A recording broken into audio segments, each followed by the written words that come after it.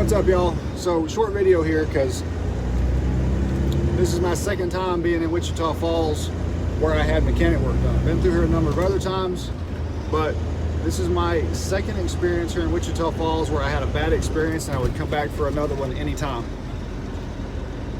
And I know that doesn't make a lot of sense, does it? So let me explain. So if you guys watched the story of 825 here a couple days ago, you will have heard the first portion of my bad experience in Wichita Falls and why I would come back again for a second one. Well, this morning I stopped, I'll go ahead and tell you where. I stopped at the Pilot, and next to the Pilot there is a tire shop. Well, when I got up this morning, I was doing my pre-trip, I noticed that a cap was coming off one of the tires on my trailer.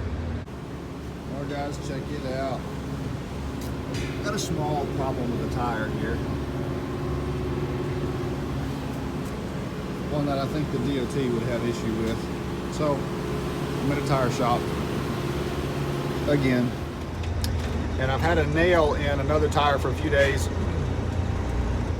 that's been hissing a little bit, but I had the self-inflation system on my trailer, so I wasn't terribly worried about it, but I thought now would be a good time to just go ahead and get that fixed.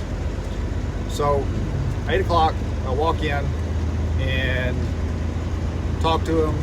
They said, yep, we'll get you right in. I was the first customer. And I had two tires with nails, one on the trailer and one that was a spare up in the nose of the trailer. So I was going to try to get them both fixed. The one of them ended up not being fixable. The one on the ground was.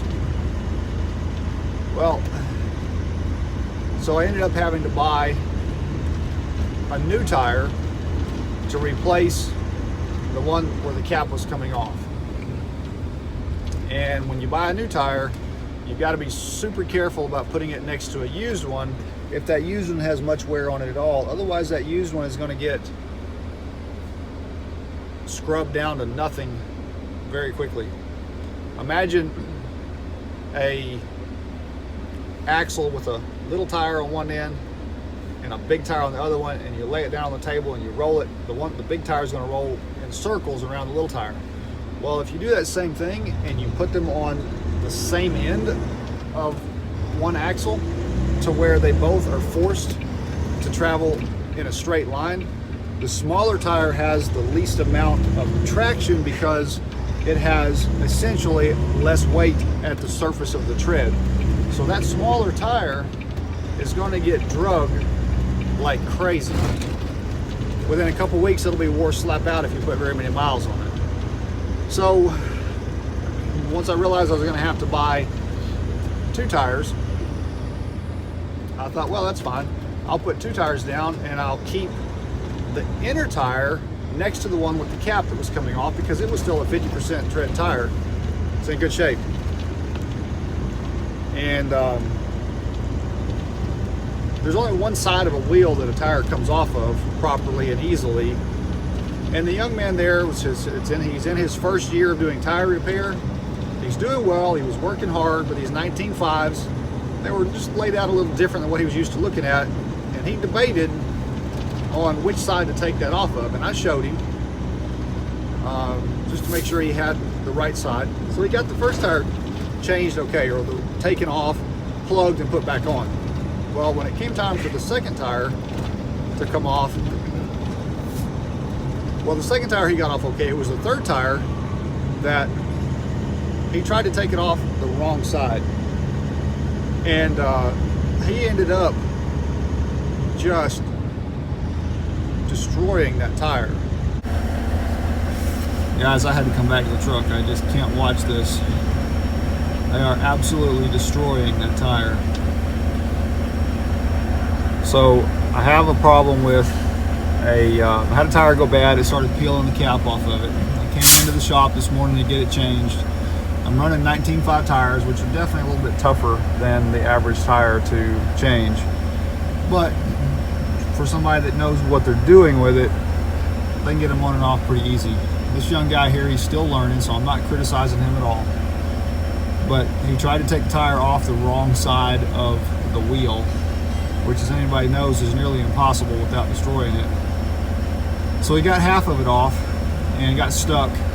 And you know, it's difficult to walk into somebody else's shop and try to tell them how to do the job when I'm just a driver, right? Even though I used to own a shop and went to mechanic school, got trained on tire change and all that, it's extremely difficult for them to take somebody else's advice on how to do it. So they're back there cutting my tire off with a Sawzall, and they're going to give me a brand new one to make up for it. So I mean, they're handling it well as far as, you know, good customer service. I've been here for like 3 hours or so. Let's see. No, it's 12:21. I've been here since 8 o'clock to get 2 tires changed. This young man's been struggling and struggling and struggling with those tires. But like I said, the boss came out, showed the guy what he was doing wrong, tried to help him. I tried to prevent the damage from happening beforehand, but even the boss wouldn't listen to me when I was telling him what was wrong with it, until he eventually figured it out on his own. But by that point, he said the tire was totally destroyed, which it was, because they chewed every bit of rubber off the bead.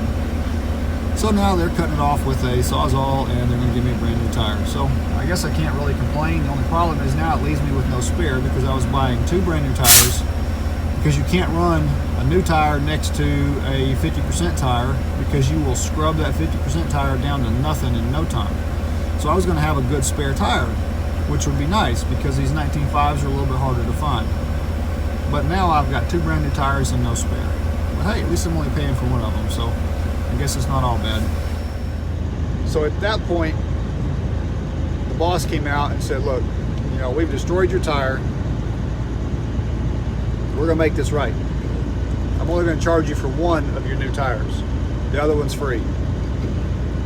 So twice, Texas ethics have impressed me. I've always been impressed with good ethics no matter where, but this is twice in Texas now that I've run across people who were raised right. They make a mistake, they own their mistake without any argument, and they fix it. So I just wanted to share that with you. I would not hesitate for a minute to go back to that tire shop, because I know if they do make a human error, a mistake, they're going to take care of it, they're going to fix it. They're not going to expect me as the customer to bear the brunt of their mistake like so many other shops with poor management ethics do. So just thought I'd share that with you guys. So when the process was finished and the young man was cleaning up his tools, putting air hoses away, picking up the impact wrenches and everything, I just finished paying for the job, came back out to the truck, and he was apologizing to me. I had already found out he was just getting over the flu. He wasn't feeling good. He was still just no energy, and he was working really hard, and it was cold out, and he was just pouring sweat. You could tell he wasn't feeling good. So when it was all done and I was getting ready to leave, I gave him a tip, cash tip, and I said, thanks for trying so hard. And he had this startled look on his face. He just didn't know what to say. I guess he expected me to be mad about it, and he just stammered for a bit and finally just said thanks. Just treat people right. It's not that difficult. Tire shop next to Pilot, Wichita Falls, Texas. Y'all have a good one.